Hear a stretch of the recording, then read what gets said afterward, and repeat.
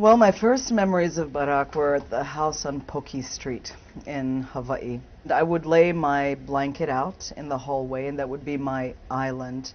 And I would do my best to irritate Barak by making sure he didn't step on my island. So I was, I was the irritating little sister, and he was quite patient with me. He was a great big brother. You know, my father was in Indonesia, and our mother and my father divorced pretty early, so he took over a lot of the roles that a father would have in terms of sort of nurturing a healthy intellect and strong sense of self and good dose of pride, but also humility.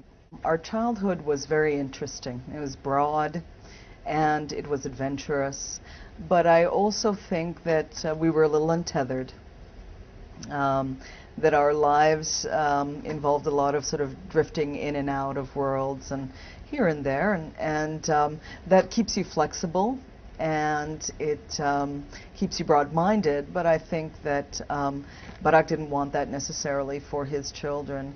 And I think it was very important for him to make a commitment to a community.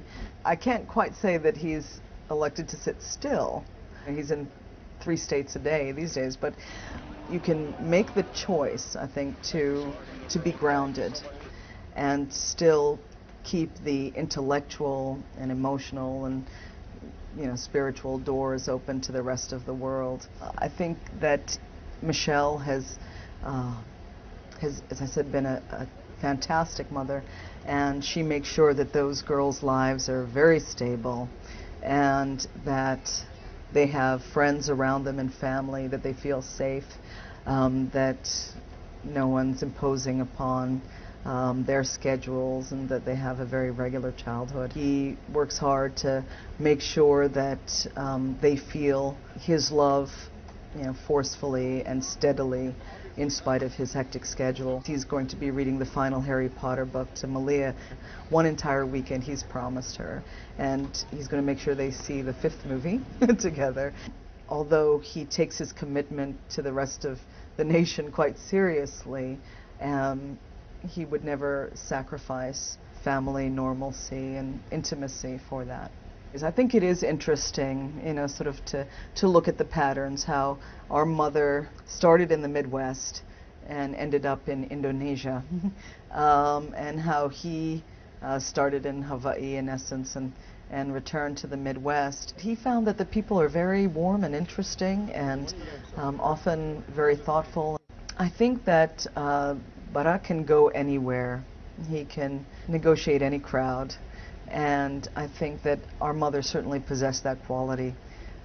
She lived in 13 different places and felt at home, more or less, in each of those places. That ability to break down perceived boundaries or cross bridges is something that he got from her. And his romantic idealism. He's not jaded about politics. The idea that politicians can really do something meaningful to improve the lives of people, that the process still has meaning, that the Constitution is a useful and beautiful and powerful thing, that that we all need to be activists, that we need to fight and work to make things better, and that if we struggle enough and if we persist, that we can do that.